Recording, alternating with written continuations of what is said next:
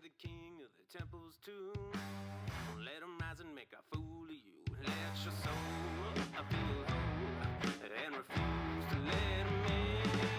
Let your light shine bright and learn to see again.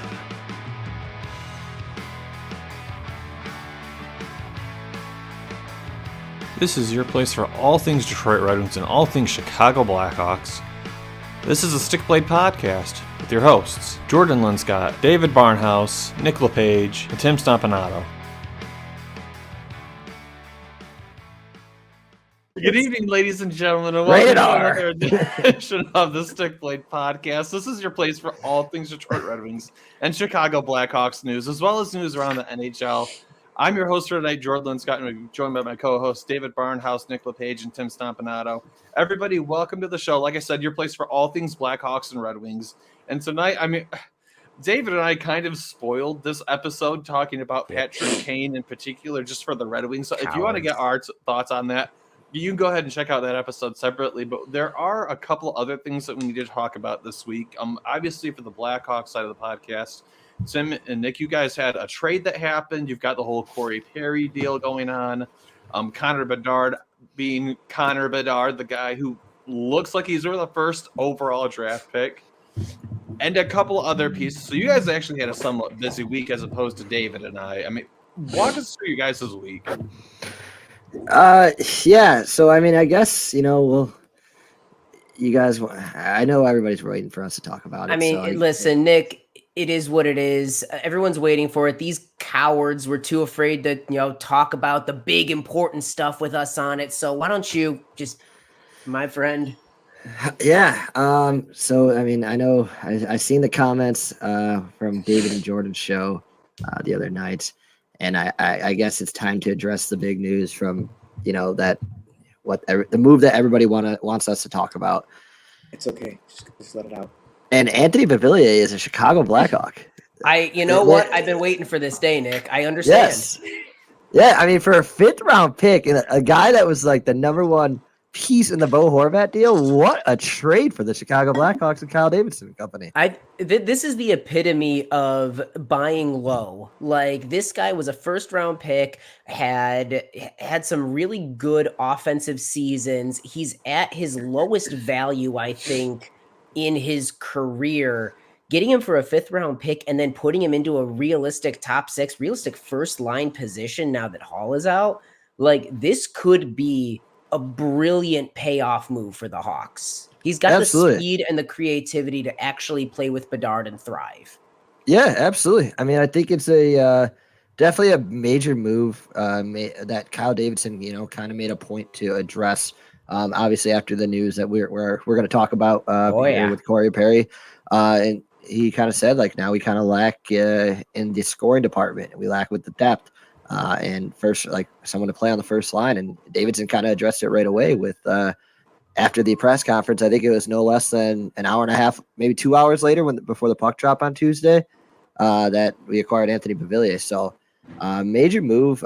He looked great with Bedard against Winnipeg. I know he has some visa issues to work out to join on the stateside. That's exactly it. Like, yeah, looked great in the Winnipeg game. Him and Bedard were all over the ice together. But yeah, he didn't play in the game today against the Minnesota Wild because he's waiting on some visa issues. But as soon as he's cleared, he's going to be an instant plug-in piece for the Hawks. Yeah, and again, it's kind of one of those positions where we need, Taylor Hall obviously was the first line guy to stick with Bedard.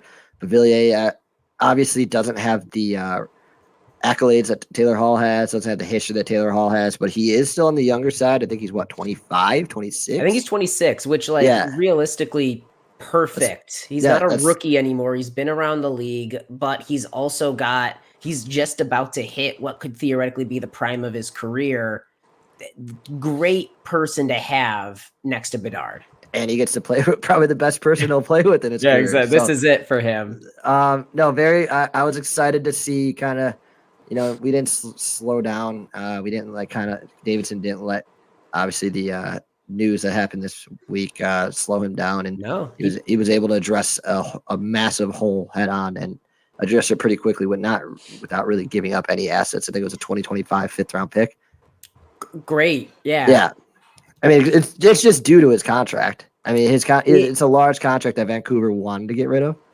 It's very easy in a moment like this because, again, I know we're hinting at the Corey Perry news, but losing Hall, losing Corey Perry, it's very easy for especially a young GM to panic and do a reaction trade where maybe we give up a second rounder to get somebody. Davidson never lost his head in this situation. He responded quickly. He responded with a trade that made sense, not just getting anybody. He got somebody that could theoretically fit well, and he gave up a fifth round pick, which in the grand scheme is worth more as a trade chip than a draft chip. Yeah. So honestly, I've been so impressed with Davidson throughout the past week or so with the resilience he has faced. Absolutely.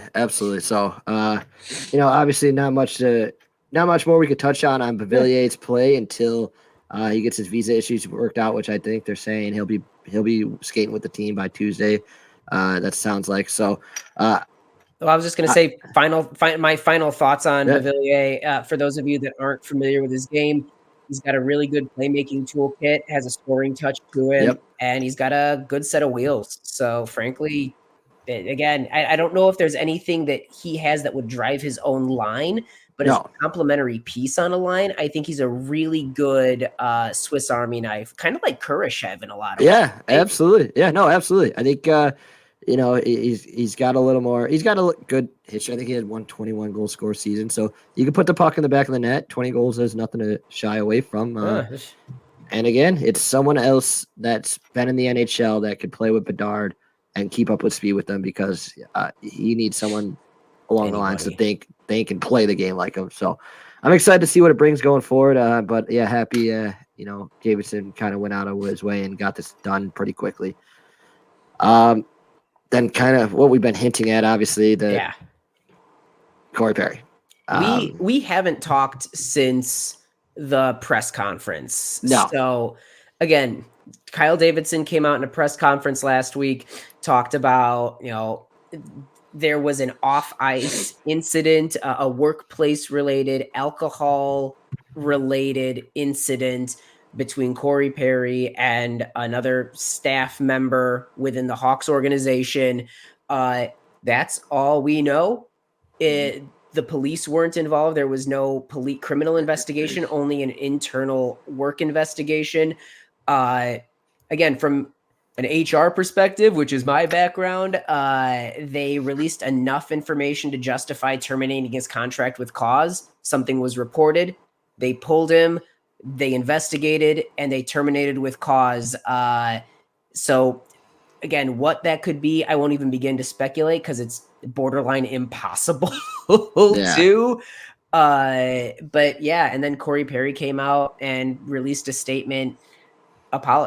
The contract was terminated. He released a statement apologizing to not just the team, the organization, but also the fans that he let people down. He is seeking help for alcohol, which again, great. We don't know what it was. So all we can say is I hope all parties are okay. And I hope Corey Perry is getting the help that he needs. Yeah, I think that's good points. Kind of the swerve the other way. I want to address here we go. Shitty people of Twitter and Reddit. Yeah, Twitter, Reddit. And I don't. It did not originate from a Blackhawks. It wasn't a Blackhawks fan or account that it originated from. But shame on you, Twitter trolls / scumbags. Yep. Moving this story along like that, it involved Connor Bedard's mom. Like. It's an 18-year-old superstar. One in the Edmonton, Winnipeg area, which I think that's where this rumor started. Somewhere around there, even Vancouver. And that's where Connor Bedard. Yeah, I think it was actually Vancouver. I think it's Vancouver because that's where he's from. Yeah, that's where he's from. And you start spreading stuff like this, and then not only did it start with that, but then there was obviously Hawks fans that are just replying to every tweet, saying, "Is this true? Bedard's mom. Bedard's mom. Bedard's like." Why can't we have anything good? Why can't we just let this kid be a kid? And what's even worse is that some scum reporter asked Yup. him that, like, In hey, Winnipeg. any truth to like your mom? Like, seriously, you're asking this question to him? And it wasn't even just one question of like, how have these rumors, these fabrications affected your? Do you feel like it's affected your play? Not something around that question, but a disrespectful question, and then multiple versions of the question to the point where I think Bedard has handled this phenomenally. I do want to take a He shut it second to down. like remind everyone that listens to this that like there's also a third party that doesn't get talked about enough, and it's the fact that Bedard's mom is like a human being. And like I know there's a lot of people that have posted comments like, yeah, I know it's fake, I know that it's not possibly real, but like it's really funny, and like here's my meme of it. It's like you do realize that every single joke that you make is not just attacking Bedard. Is not it comes from a place of, it feels like it's almost glorifying, like, oh, look at what Perry did. That's a human being that you're talking about. Like Bedard's mother didn't ask for any of this. Like, how disrespectful and how detached do you have to be from the real world? I don't know, man. Like, I think Davidson hit the nail on the head when he said in the press conference, this has nothing to do with a teammate or a teammate's family. Anyone that says otherwise is not only blatantly wrong, but also just downright disgusting. Like, treat people like human beings. I don't know. It's just incredibly, and the media literacy too of people believing anything that they read. I mean, obviously that's the ticked off. problem. It's- It's That's the just old saying goes. 2023. That's just the 2020s. Like everything now, like people just see something and they believe it, and then it spreads, and then it spreads. There's no fact checking. There's no any type of reasoning behind it. You just see something like, oh, it has to be true. And No, Yeah. it's how the old saying goes. Don't believe everything you read on the internet, and I think people wanted it to be true. They want the scandal. That, to Nick, to your point earlier, no, they don't want us to have something good. And I just think it's wild, and it does get lost that like Corey Perry wasn't the one hurt by those rumors. And even Bedard, like, yeah, it's sick and it's disgusting for this 18-year-old kid to have to deal with it. But like, it's Bedard's mom who arguably had the biggest negative fallout from it. Like, she's deleted like her social media account. Like, I don't know. Like, family, keep family out of your rumors. I don't, if you want to like make a rumor about the player, that's still wrong, but like that's one thing as a public figure. But like, don't go after their families. Something's got to be a little sacred. Yeah. One, Yep. I mean, I understand Davidson kind of handled this thing as best as he could, and it's not all him. But it also aggravates me. One, it's the Hawks' name in the limelight again. Like it's getting tiring and annoying that it's just circulation after circulation. We are in the news for some kind of BS like this all the time. And not only that, we handled things as good as we can, but why couldn't that statement, like that rumor circulated for over 24 hours on Twitter? And you think that HR PR statement that could have been brought up earlier to say, because it was very cupcakey and nothing in depth, that could have been said before without hesitation. It's tough. I know that there's obviously got to be again, as somebody who consults on terminations and making sure you're protected, like there's a lot that goes on behind the scenes. You almost don't even want to respond to anything, because I know there's the argument of if they lent it too much credibility by responding to it early on, it could have snowed. I don't think that people realistically predicted it would have snowballed in the way that it did. You almost don't want to address it, but like with what they were probably going through in the investigation behind the scenes, I'm guessing that the statement was released, and then Davidson did his press conference at the point where they determined between HR and legal that they were in a place where they could release it, which is probably why during the conference, Davidson was visibly shaken. He's like, I've read and seen everything that has been said in the last 24 hours, and I will wear that. Like, I know, like, he definitely knew and took that hard. Yeah. And just also one final thought on Yeah. my end with the Corey Perry termination stuff. I know there's a lot of people that want to know what happened, that they feel like they are entitled to some sort of answer or transparency from the organization. The Hawks organization has agreed to be more transparent and has agreed transparent where possible and has agreed to do right by their people.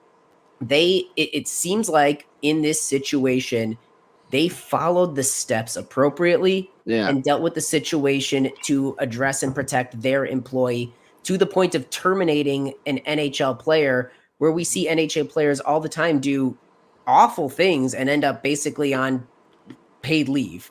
So I do have to give the Hawks credit in this situation, but there is a difference we have to learn there's a difference between wanting accountability and wanting vindication.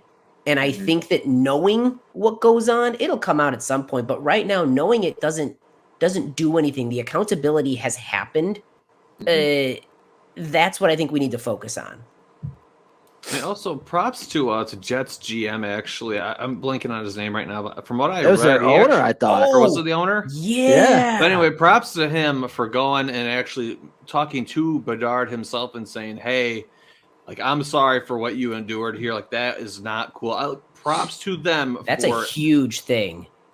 I don't like they didn't own up for the media, but they're apologizing on behalf of what the media did. Which, honestly, like that. That takes maturity to do as a professional. Super he didn't have to do anything like that, but he took it upon himself to do that.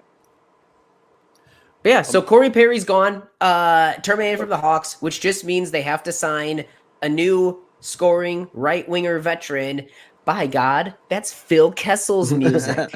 Get that man a bucket of hot dogs and get him in a Hawks jersey. Oh, you know they have opened the window and they've set just a nice platter of Chicago dogs, and he's just floating. The little scent of Jardinera's got him. God. I mean, I would be down to see Phil the Thrill in a Hawks jersey. That would be so nice. I just want to see the real him play. question though, would the Phil Kessel jersey sell more jerseys than the Marc-Andre Fleury one? 100%. I think they would. No. Here's the thing, though. Phil Kessel would be such a Chicago icon. He would be. He's just the average human being. He's just the average Midwest man. He's a great dude. He's all of us deep down. Yeah. We're all Phil the Thrill. But on that note, we haven't signed Phil yet, but we have had a couple of roster move and roster notes for this upcoming game that played today against the Minnesota Wild.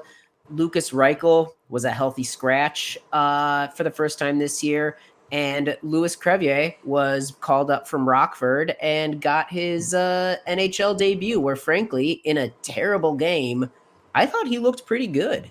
Yeah, I think Richardson said the same thing, that he looked good. He plays the style that they kind of scouted him out to be, and he really didn't change what he did from Rockford to the Hawks over the one game he's played, obviously.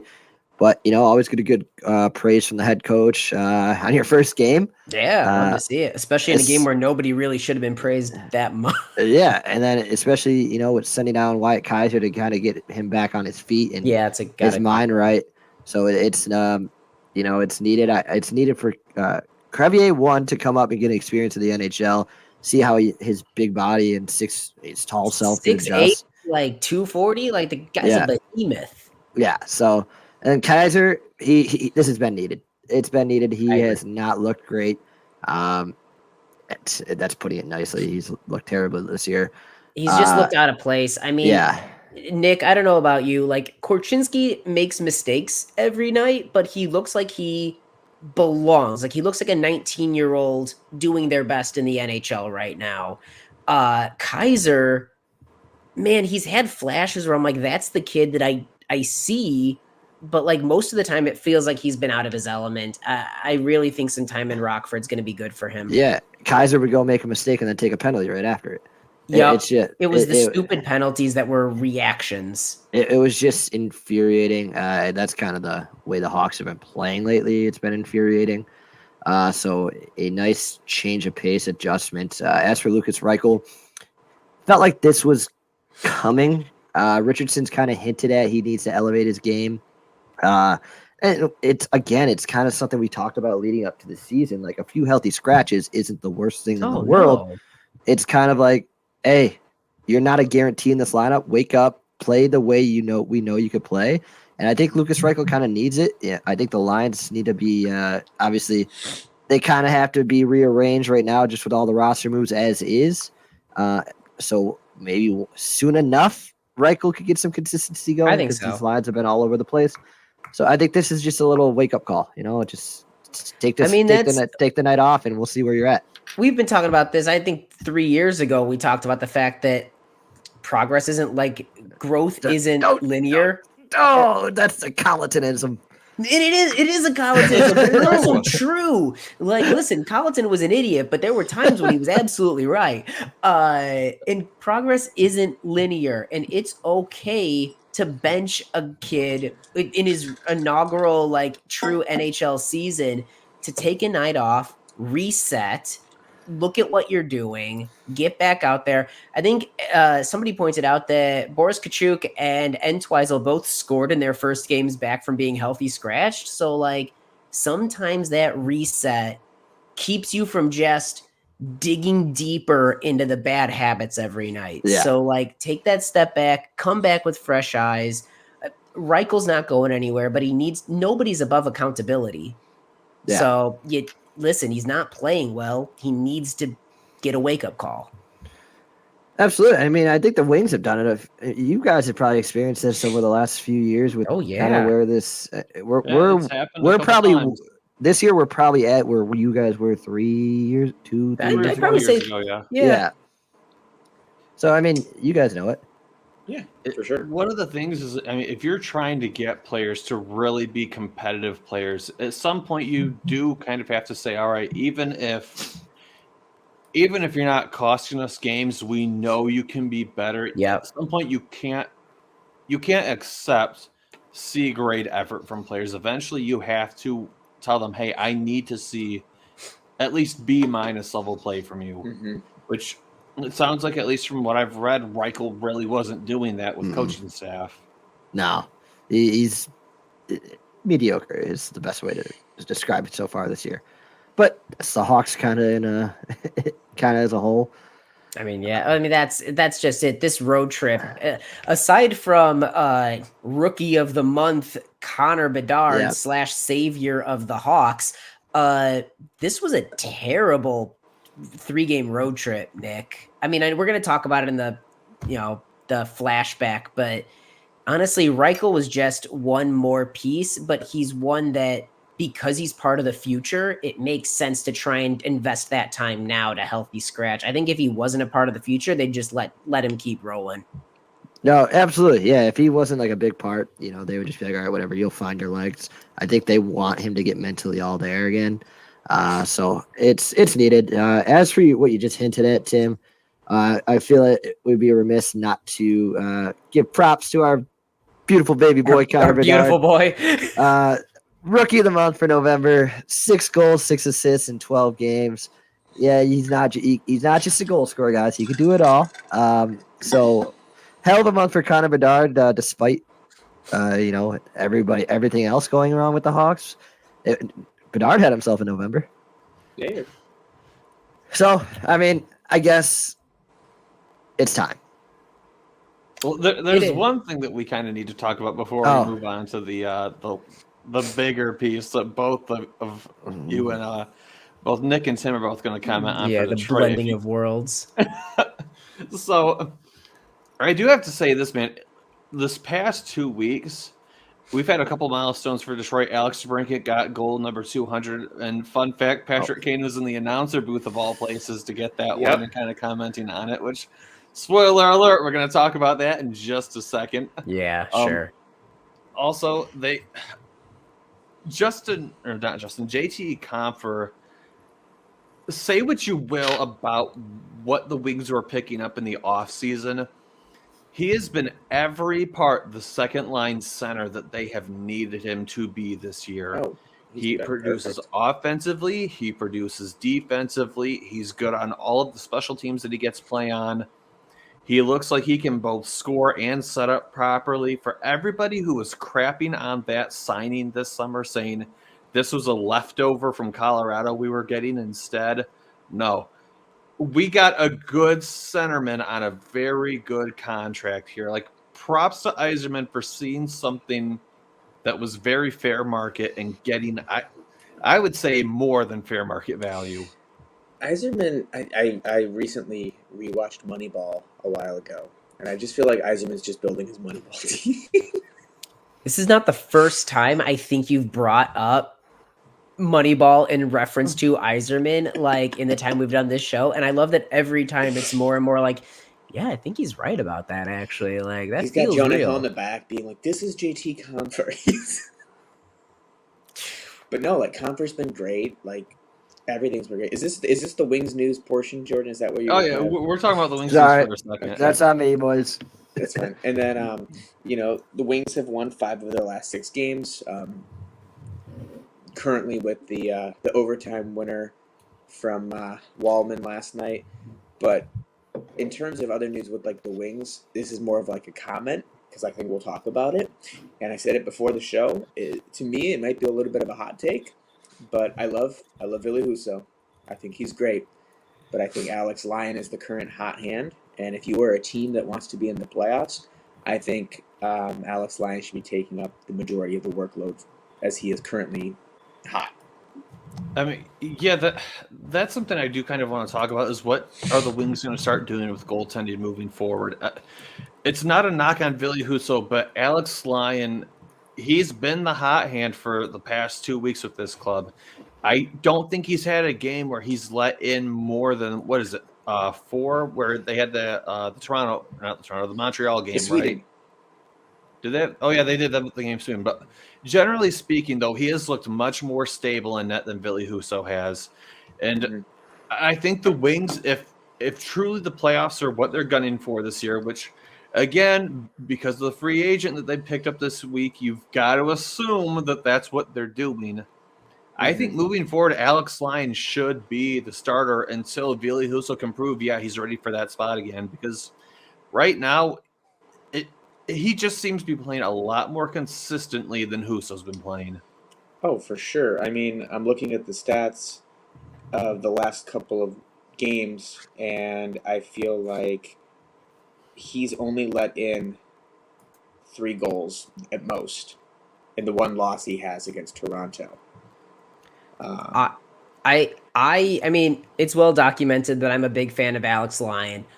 I will say there was a concerning trend, and I don't know if it's considered a concerning trend yet, but I'm seeing the through line here of you had Alex Nedeljkovic.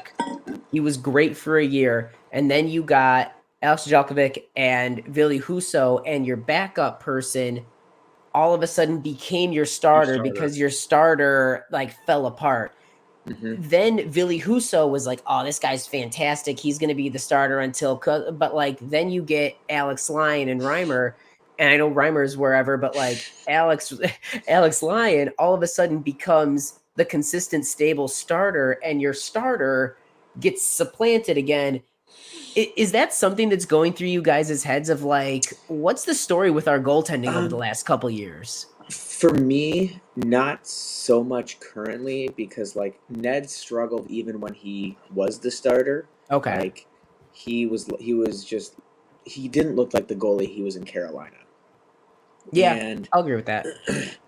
Reimer, I'm not even going to talk about Reimer. He had like one good game for us this season, his first game. But Husso has never looked bad. Okay. Like he's not struggling. Like he's getting the wins, he's making the saves when he needs to make them. He's made a lot of great saves last night. Yes, we let in 4 goals, but 4. Yeah, but more could have gone in, but he had some ridiculously good saves.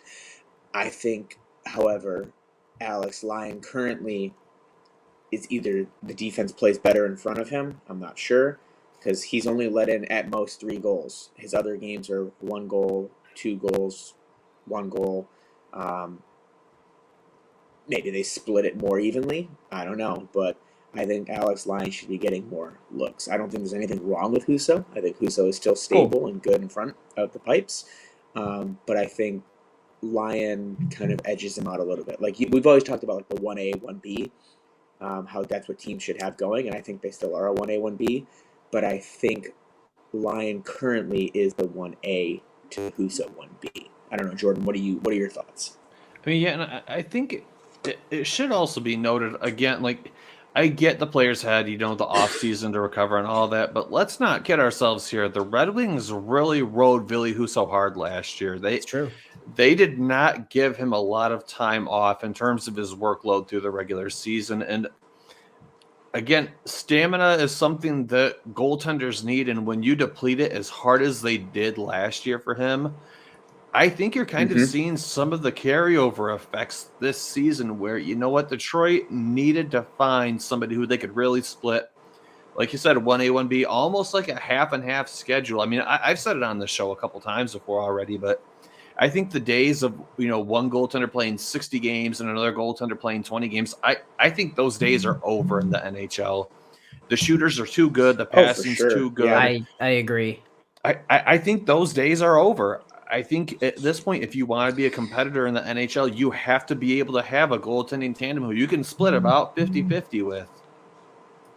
I mean, you still have your outliers like Shesterkin and others who are going to probably those guys are very rare. 80%. And even then, they brought in Quick specifically that he could at least still do 20, 30 games this year. Like, he's still got something in the tank. Like, he's still good enough to do those kind of games.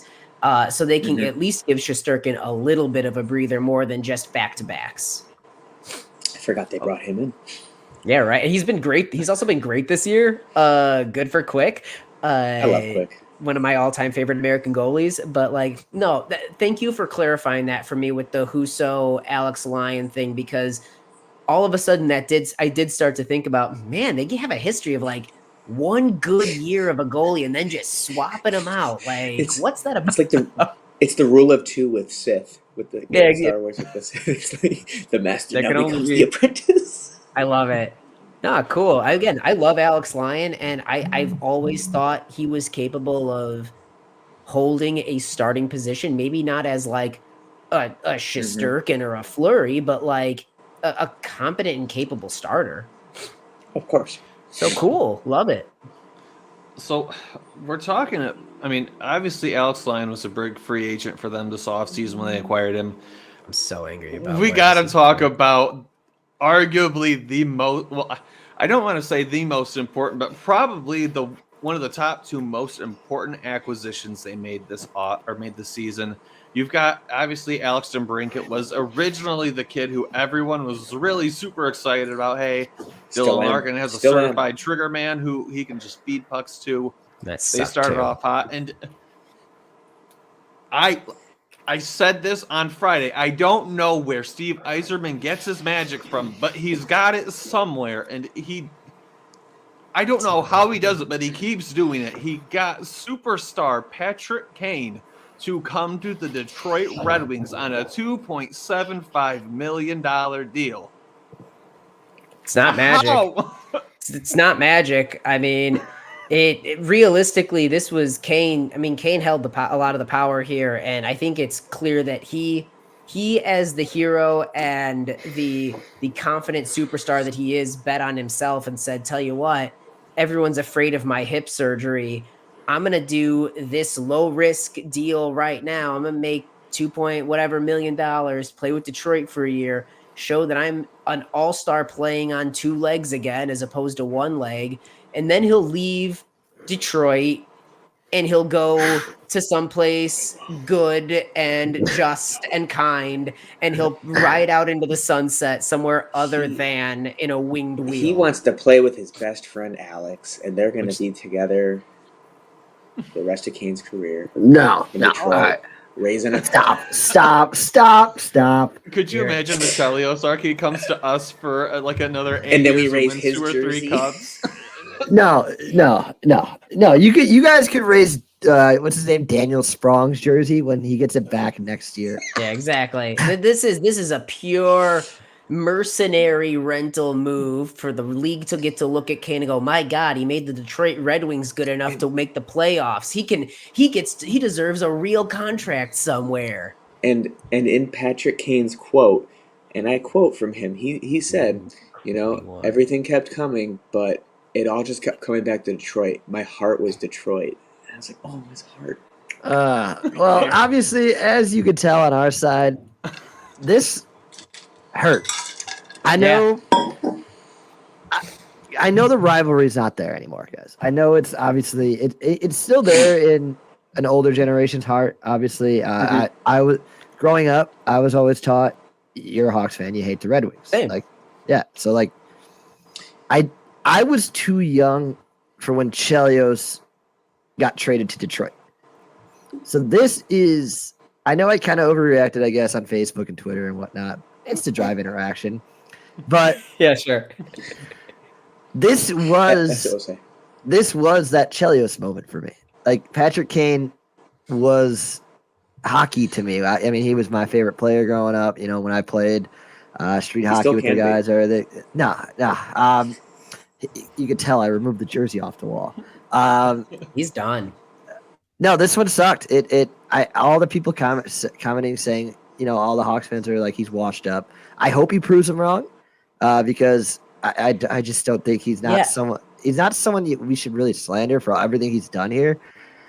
But it sucks. This one stings. You know, I love you guys as a podcast, but I hate the Detroit Red Wings, and it sucks to see him in Detroit with the team I was taught to hate growing up, and now you guys get to love him like he's your own, and he's not yours. We're letting him borrow you. We're letting you guys borrow him. Jordan and I weren't taught to hate you guys. You guys were okay. We hate the Avalanche. That was our growing up. You guys. That makes it even worse.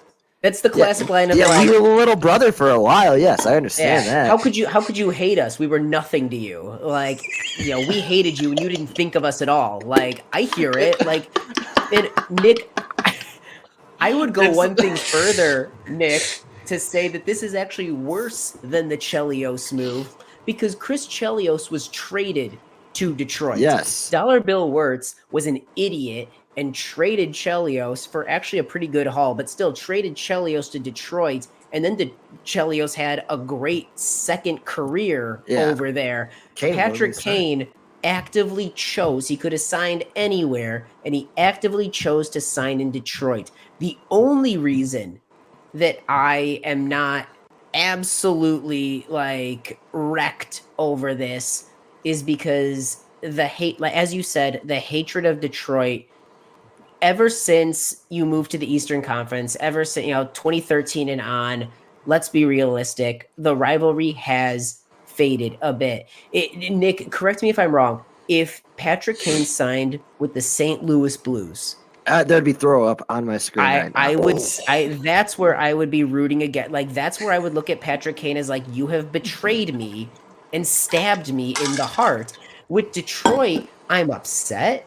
Like, there is a spiritual rivalry there that, like, it's not a hatred. It's almost like I respect you as a rival. But the hatred's not quite there the same way it used to be. I'm not mad, but I'm disappointed. Yeah, I'm frustrated. I'm upset by it, and I don't like seeing him in Detroit. But I am glad that he's with DeBrincat. And all I will say is that you two, I'm holding you two accountable for all Red Wings fans. Yeah. Take care of him, and I do not want to see him get slandered every game that he doesn't have a point, or if he only chimes in one assist, or his defensive ability isn't, Marian Hossa in his prime. And don't worry about taking care of him. We have Klim Kostin for a reason.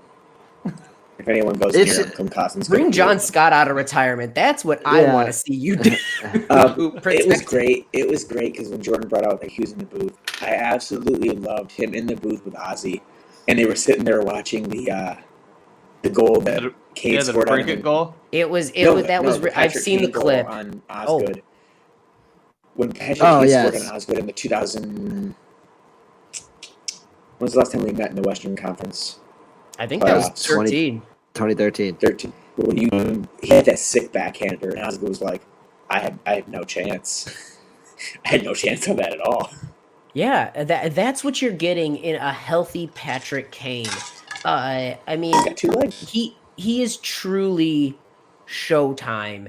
And again, I'm glad he's not in St. Louis. I'm glad he's not in Nashville. Those two would probably be the Dallas. teams. Yeah. Dallas would have sucked too, but like, I don't know. Like, even the Avalanche wouldn't have really bothered me. No. But like, St. Louis and Nashville are the two that I feel like we have the ugly rivalries with now. Like, Yeah. that's where the true ugly hatred, where I genuinely wish ill upon those teams.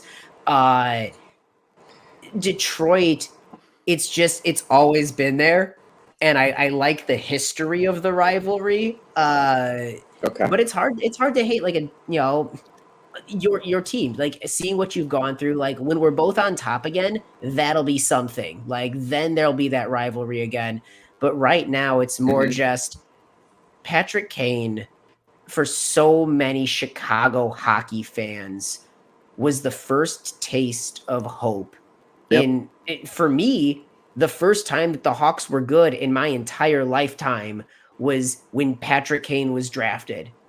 Like, because him and Taze came into the league at the same time. But Patrick Kane was the razzle and the dazzle. He brought Chicago hockey back into a spotlight and never let it leave. Yeah. He made me love hockey again. He made me love hockey. Because obviously growing up, the Hawks weren't on TV much. No, yeah, they weren't good when they were. And when they were bad. So there was one thing that I read the Athletic article. I shouldn't have done it. And it just twisted the knife in the back a little more. Yeah. I'll read you a little excerpt from it. Oh man. Was this Chicago Athletic or Detroit? I believe it was Detroit. I want to say it was Max Boltman. Was it Max? Yeah. So Max Boltman? Kane kind of hinted, said he wasn't really sitting around this offseason, waiting for a call, but he thought the Blackhawks might, after they landed Connor Bedard, he thought the Blackhawks might give a ring. He said, yeah, I mean, I never really knew, right? Especially after the first pick. I was like, okay, maybe they'll try to bring me and even Taser back. And it sucks that there was part of him that it's made for so long. The Blackhawks media made it sound like both sides were amicably. Yeah, you got it. There we go. You nailed it, brother. They were moving forward with their career, or with the franchise and Patrick Kane's career. But it sounds like they are. Yeah, but it sounds like Patrick Kane. I mean, Patrick Kane even kind of hinted at it in like a media scrum where he was like, where they asked him, it's like, is there ever a chance you would return to Chicago? He goes, never say never. Maybe in a few years, and at the end of the road, like come back in one or two more years and play with Bedard. So this sucks. I'm trying to convince myself he's trying to collect all the original 6 jerseys for his own wardrobe. He could easily have done that by buying them. He could have just bought a custom one on Fanatics, but he wants it to be good. Yeah, he wants it to be game worn. Now, I will say, and I truly believe this, I think that Kane is going to go the same path as Gretzky and Jagr, in the sense of, I think in this back half of his career, he's going to be doing 1-2 year deals, just sort of around the league with whatever team is going to be contending and exciting that he hasn't played with. Like, listen, Gretzky played on how many teams at the end of his career? Like, and then because he definitely played with like not only LA but like the Blues. Yeah, they played with LA, the Blues, the New York the Rangers. Who else? I feel like he played with one other club. I do too. And like Jagr obviously played with several teams after the Penguins. Like he played everywhere. He went on a world tour like a few years ago. And I think that's where Kane's going to be realistically. I see him now that he's detached from the longevity of the Hawks. I truly see him being a player that does 1 to 2 year deals, just sort of hopping around, doing cup contention, being that sort of mercenary that comes in and like adds that extra spark to your top six. Yeah. Here's the problem with that. None of those teams have his best friend, Alex DeBrincat. And that's why he's got friends all over the league. He has but friends Alex everywhere. DeBrincat's his bestie, his BFF, his bae. Okay. No, Dylan Strome and Alex DeBrincat are besties. You can't have two besties. We know this. Patrick Kane's Detroit Red Wings era is going to be very short-lived, and I think he's in his World Tour era after this. Yeah, I can't wait for his re-signing for like a 3-year deal with the Wings. Oh, this is gonna make me hate the Wings even more. Having to listen to you two like I think it's it. back. That hatred, it's I Jordan, feel it. Listen. Jordan and I talked about this on Friday. It's going to be nice having player of the weeks, and bringing Kane I'm logging off. into it. Yeah, no, I do want to make one quick comment about your little Friday fun frenzy press conference. You deliberately waited until I was on a plane coming back from Toronto. I saw Nick commented that he was at work in the group chat. You two knew we were not available and launched yourselves a little oops all Red Wings. All Red Wings. Yeah, I know what this is. This was you couldn't handle it with the two of us on the call when you had your little victory fest. I hope Natsu comes out of retirement and come plays with us. I'm taking Nick Lindstrom on our second pairing. This is this. You can keep. Listen, I hope he does good. Oh, I hope he does good. The rest of the team, nah.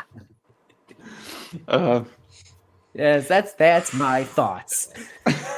Anyways, good luck to Jordan, Patrick Kane. Jordan, wish you the best, buddy. Jordan, it's safe to say we can bet on Patrick Kane having, a good time with his buddy Alex DeBrincat. Anything else we can bet on? You can bet on me being miserable. Take that to the bank. If you want to make a bet, you can go ahead and hit up one of our sponsors for tonight's show, and that's DraftKings Sportsbook. If you're not really familiar with DraftKings, basically it's a platform that you can jump on and you can bet on all sorts of sports games, whether it's the NBA, the NHL, for example, the MLB, just all the major sports around there. You can place bets on there. You can place bets for like first goal. You can place bets for total number of goals. You can place bets on wins, just all sorts of stuff you can bet on DraftKings, and really like just get into the game a little bit extra more. Have not just like pride or fun on the line, but also your real money. And it also just makes watching games funner, in my opinion, having something on the line. Obviously, you can download the app now, and you can use code THPN. New customers, they can get $150 instantly in bonus bets for betting just $5 on hockey. Again, that's code THPN only on DraftKings Sportsbook, an official sports betting partner of the NHL. The crown is yours. Bonus bets expire 168 hours after issuance. If you have a gambling problem, you can call 1-800-GAMBLER or visit www.1800gambler.net. In New York, call 877-8-HOPE-NY or text HOPE-NY, which is 467-369. In Connecticut, help is available for problem gambling. Call 888-789-7777 or visit ccpg.org. Please play responsibly on behalf of Boot Hill Casino and Resorts. You have to be 21 or older, age varying by jurisdiction. Void in Ontario. Bonus bets expire 168 hours after issuance. See dkng.com/hockey for eligibility and deposit restrictions, terms, and responsible gaming resources. NHL and the NHL Shield are registered trademarks of the National Hockey League, copyrighted NHL 2023. All rights are reserved. So that's the NHL's news in terms of the Red Wings and the Blackhawks for this week's show. I feel like we only really have one piece of news around the NHL to talk about that's really notable. Obviously, Nikita Zadorov goes to Vancouver, and what a weird arc that team is having, man. Last year, the train wheels completely fell off, and then they said, you know what? No. Instead of taking this as like, a sign that we need to do a crazy rebuild, they went out and they bought more. Just they sound like Stan Bowman's running the team there. No, I mean no, they're great this year. They're unreal. I think fantastic. I think it's a great acquisition. It seemed like the hockey world was a little bit shocked for how low of a price he went for, which is ironic because when we got a third round pick for him, when we traded him, everybody's like, "What? The Hawks got that much for him?" It's like, what changed? He played the same style. Obviously, we were a worse team. The Flames weren't that great either, but I think it adds a little bit of nasty that Vancouver needs because they do have a lot of skill over there. And he plays a nice stay-at-home physical game. So I think it's definitely a piece that Vancouver needs. He's not flashy, but he's going to go stick up for the guys out there, and I think it's a great acquisition for the Vancouver Canucks, and for, according to the hockey world, a cheap price. You can't beat it. Well, I mean, realistically, like, Vancouver has a great core. I mean, there's a reason that I thought that they'd be in the playoffs last year, and when they fell apart, like, yeah, they did the Bo Horvat trade, but like, other than that, they didn't really retool all that much. Like, they got Philip Hronik, which all of us on this podcast at the time were like, yeah, well, he's been struggling in Detroit. Like, I don't know if he really was worth it. We're thrilled that we got a first round pick for him, but like, he's been having a renaissance year, playing the top line minutes with Quinn Hughes. Sam Lafferty's like a top 6 right wing for them right now. Thatcher Demko is looking phenomenal again, like the stud that he's been every other year outside of last year. Their centers are still great. Like, Brock Boser's still good. Like, and we were thinking about fun like, to watch. Oh, they're going to be unloading like all these different contracts to try and retool. We were doing hypotheticals of Elias Pettersson going to the Red Wings. Right. Yeah. And Bozier. We're like, we'll take Bozier or Pettersson or Hughes off their hands. We thought like, anyone was fair game. Crap. Yeah. Tyler Myers is still there. And like... It was kind of unconventional the way they went about it, because they traded Bo Horvat. They got a first-round pick, Bavillier. They flipped that first-round pick for Hronik, and then Bavillier to us. So there's really like nothing, I think, remaining that much aside from getting Grant, but like that wasn't a direct part of the trade. So it's like it's weird how that was their big move that everybody was like, what a trade. That's a groundbreaking trade for an expiring contract, I think Bo Horvat was at the time. And it's like, now here we are, the Vancouver Canucks are a wagon. They realistically did everything wrong when it comes to conventional wisdom for a team that should be good, that was missing the playoffs. They sort of did the opposite of what anyone was saying, like, oh, I guess this is what they're going to do in this situation. And like, I guess it worked. I guess that's hockey. I don't know. I guess everyone had a down year. Like, JT Miller doesn't look like the mistake that he looked like last year. I don't know. Vancouver's fascinating, and I think they're going to continue to see a roller coaster based on their ownership and leadership outside of the team itself. Yeah, they're only 3 points behind Vegas. Yeah, they're second in the West. 3 points behind Vegas. They're great. Yeah. It's insanity. The West is weird this year. I mean, the Kings are in third place. Everyone's quietly sleeping on them. I think they're going to be really good this year. Yeah, it is the Wild West this year. I don't know. Anyone else got any like news they're excited about across the league? I don't think it's really news. One note about the Vancouver, like, I don't want to say renaissance because they didn't remarkably change their lineup. They didn't, but that's the thing. Their reemergence. One thing that I think is kind of interesting, and I feel like it kind of gets slept on around the NHL in general, is players' trade values. They differ from team to team in terms of the teams that are trading for them, right? Like, for example, if you have a team that is very much in the playoff hunt, who you think, like, hey, this player is going to be the piece that moves them really towards being a favorite, and you know that team is in a win-now mode, you can squeeze that team just that little bit extra more and know you'll get those assets. By Vancouver being what they were last year, I don't think they bought cheap per se, but I think they bought cheaper than they could have been charged because the rest of the league looked at them and said, okay, these pieces aren't as valuable to them as they were other competing teams. And I think that's something fascinating most people don't think about. Mm-hmm. No, absolutely. I will say, I think it's interesting that looking at the East right now, the team that is dead last for the entire Eastern Conference is the Ottawa Senators. Yeah. We were so high on them last season.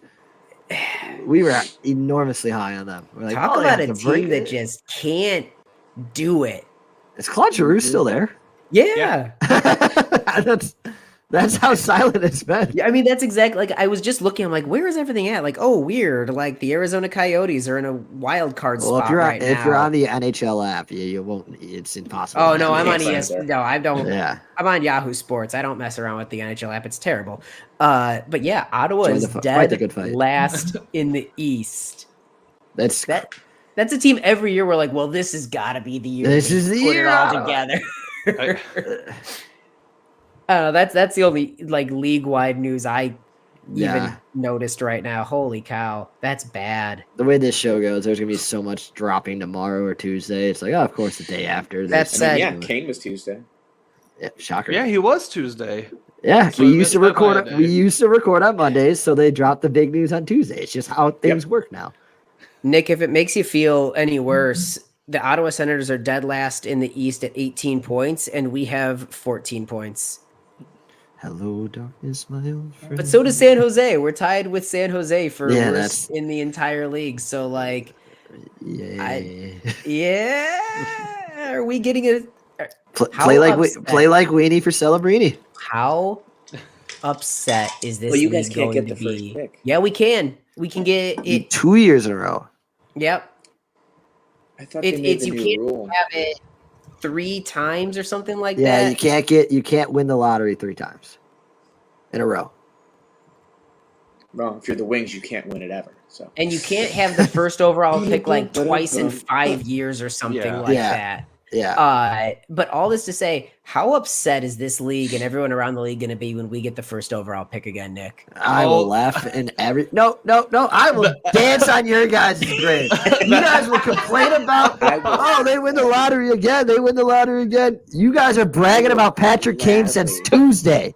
I will say this. You know what? The lottery if Kane hoists the cup with the wing wheel. He's not hoisting a cup with you guys. I hope you know that. If he does, I will gladly get that first pick. He's not hoisting a cup. Nah. I will say this, as much as you guys are mad about us having Patrick Kane from you guys should have at least said thank you for the fact that Detroit getting completely screwed as hard as they did in the draft lottery increased your chances of getting Connor Bedard. No. We were the reason why you guys had higher draft odds of getting him. Insanity. You hired a dumbass that just tried, let's keep the streak alive. Let's keep the streak alive. Yeah, now first he's round coaching elimination. Edmonton. What? Yeah, now yeah. And you can see his fingerprints all over where Edmonton is at. And you know where they're at in the West? One step above the Blackhawks. So yeah. You guys want to keep your one year or your first round round exits going. So here you are. You didn't get rewarded with the lottery because you suffered in mediocrity for this years is ago. exciting, guys. I feel it. The rivalry's back. I'm gonna be Jordan's gonna be like on Reddit, like need a new co-host for Blackhawks podcast. We're now becoming a Red Wings Rangers podcast. We almost did that we 2 keep years him. ago. So yeah, when Kane got traded there, it's like, all right, we're Wings fan, or we're Rangers fans now. That's my team in the East. So we can move on though to the flashback and the flash forward real quick. yeah, we can knock that out quickly. I will say this: we could recap all the games for the Wings, but I'm gonna sum it up with saying this: the Red Wings are on a 5-game win streak. Like 5 games. Must be nice. The only game out of that entire stretch of games that I really feel like the Wings could have lost, and it's weird because when you look at the scoreboard says otherwise, but honestly, they should have lost the game versus the Blackhawks. The Blackhawks had them beat, and I think almost every measurable statistic. The Hawks, for whatever reason, were not connecting passes at the right times, and they were turning it over when they had offensive pressure in the zone, and that really killed them. But the Wings are on a hot streak. 5 games in a row now. They have won. They're sitting. 5 games what is it? 6.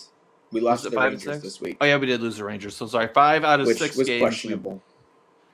We're sitting. What is it? Second in the division right now with 1 game in hand on the Florida Panthers. 3rd. Last time I looked, it was 3rd. Oh yeah, yep. Sorry, we are 3rd because I forgot that they have theirs. What is it? They're at 30 points. We're at 29 points, so we're 1 point behind them. basically, if we have an overtime game, we match them for second in the division. I like the Wings where they're at, man, and they're only going to get better, in my opinion. Why are you guys only going to get better? What's your reason? I mean, Patrick Kane's coming. Yeah, I just want to pull it out of you. That's why. And Dylan Larkin, because Dylan Larkin's back. And Dylan Larkin is back. Yeah. Yes. Oh, thoughts are with you. Yeah, hey. Which yes, we did not talk about it, but thoughts to Dylan and his family. Yeah. It's a terrible thing to go through, not once but twice for them, and hoping that they have, if they do decide to keep trying, that it get better, it can, have a family that they really want. Yeah, and I think it's so clear just seeing across social media, as terrible as social media can be, it is also so clear in a time like this, like how beloved Larkin is by not only the Red Wings community, but like the NHL as a whole. He's one of the good ones, and like that shows. Yeah. But so, yeah. The Wings are going up from here, I feel like. The Wings. If I had a star of the week for the past week, I'd have to give it to Alex Lyon. The guy has been on a tear in the goaltending net. He's kept Detroit in some of those games, and good on him for looking like he's stealing the starter position away from Billy Husso. Yeah, Lyon's a great choice. I'm going to go with the guy we mentioned earlier, JT Compher. JT Compher has shown that he is the 2C for this team. He filled in on the top line while our captain was out. He gets himself on the score sheet almost every game. He is just a great player, and I think he will be a good line mate with DeBrincat and Kane because of his defensive abilities, where he will be able to help carry that. Like, I know we talked about, like, Larkin would have to, like, completely shift his game if he got put with the two of them, which I was fine with them splitting up Larkin and DeBrincat and having Larkin stick with Raymond still. So, yeah, I think Compher is going to see even more increase in his ice ability and numbers on the score sheet by being with DeBrincat and Kaner. And then just looking at the week coming up real quick, the Wings have 3 games. They're going to be playing against the Sabres on Tuesday. They play against the Sharks on Thursday, and then they play against the Senators on Saturday. Am I being overly greedy when I think that they can take all 3 of these games? Oh, no, I think we can. These are 3 teams that are not playing to the best of their abilities. Boston looks like they're just falling apart. Ottawa and the Sharks look terrible, to put it lightly. Yeah, these are 3 games that I think the Wings could and should win. If there's one team out of these 3 that they're going to lose to, I would imagine it's going to be Buffalo. I don't know why. I feel like given how well they've been performing, they for whatever reason, Buffalo seems to be playing okay versus Detroit, and Detroit is due for a loss at this point. Not an overtime loss, but they're due for a real loss. Yeah, Buffalo is a team that could be playing crappy hockey throughout the week, and then they play the Wings, and Tage Thompson has a hat trick and 2 assists. But yeah, that's kind of the week coming up for the Wings, and also, I mean, it's technically tied to the Patrick Kane signing, but it is projected he's going to make his NHL debut with the Wings this season. I think they said they think probably either the Buffalo game or the Sharks game. They said the ball's kind of in his court. They said they're not trying to rush him back. It's whenever he feels comfortable coming back to the lineup. That's when he's going to come back to the lineup. But yeah, that's kind of going to be the Wings week moving forward for this week. I mean, Tim and Nick, what do you guys have going on for the Hawks? A whole lot of pain and suffering. This week was awful. This past week was awful, to say it lightly. We beat Seattle, which was nice on Tuesday. I was in attendance for that one. Fun time. Hawks came out buzzing right away. Actually, not right away. Seattle kind of controlled the pace of the game for the first 10 minutes. It felt like, I'm like, oh boy. And then the Hawks opened up the floodgates, and then turned out to be a close one. As for the road games, I mean, it's about as bad as it could go. 1 goal in each game, right? God, yeah. 5-1 with the Red Wings, 3-1 with the Jets, 4-1 with the Wild. This sucked. That was a bad road trip. Yeah, and they didn't really play that competitively either. Like, today was a bloodbath. Saturday kind of got out of control quick, and then I mean I know you guys said you guys were being nice, buttering us up against the Red Wings, but it was just it was gross. I mean, it was 2-1 by the time I walked into the bar to shoot pool. The only player with a sense of urgency this entire road trip was Connor Bedard. Well, I guess that kind of hints at the player of the week there. He snapped Connor his Bedard. stick against the Wings. Right. So Yeah. Are we going basic this week, Tim? I'm going Connor Bedard because he's the only one that was on the score sheet consistently the last 3 games. I'm gonna say my hawk of the week is Louis Crevier. Good for you getting your first NHL game. The fans for suffering through this road trip. Yeah, exactly. We're all the star of the week for still being Hawks fans at this point. So line up for your gold sticker. It's Connor Bedard. He's the star. He's the star of the show. He's the ringmaster. He's the king. Sorry guys, we're going to basic this week. As for this upcoming week, another busy week for the Blackhawks. They got the Predators, the Ducks on Thursday, the Blues on Saturday, and then Sunday, while we record, they play the Washington Capitals. Hey, Nick, what do you think this week? Do we have what can we win? I see us winning at least one game. I think we split. I think we go 2-2. I think we beat the Ducks and the Capitals. I think we beat the Ducks and the Blues. Oh, all right. I will never give the Blues the satisfaction of predicting a win for them. I hate the Blues so much. I see. You don't have to predict a win for them. I just refuse to comment on that one. I noticed that. I noticed that's well done. Yeah, I think we beat the Ducks and the Caps. I think Ducks and Blues we can win. I think Capitals Dylan Strom's gonna have a weird revenge game. And man, the Predators always have our number, and they always have, and I hate it. I hate the Mustard Cats. They're bad. They're a bad team. Yeah, I should be there on Tuesday as well, so I'm excited for that one. Hell yeah, that's gonna maybe be Tuesday. So want to know what Nick in attendance. So I'm gonna try to will them there. All right, I have one quick question for you boys. I know we like to have a fun. I know there's a lot of news talking about. I know our brains are probably exploding. I'm less irritated now about the Patrick Kane stuff. I got it all out of my system. All right, quick question. It was a discussion I had with some of my friends in a group chat. Okay. For one whole year, all right, would you rather give up hot food or a hot shower for a year? Hot shower. So cold. I've taken cold showers. They're fine. Yeah, I'm giving up hot shower. You can't just pass up on. I got nice cooked steak.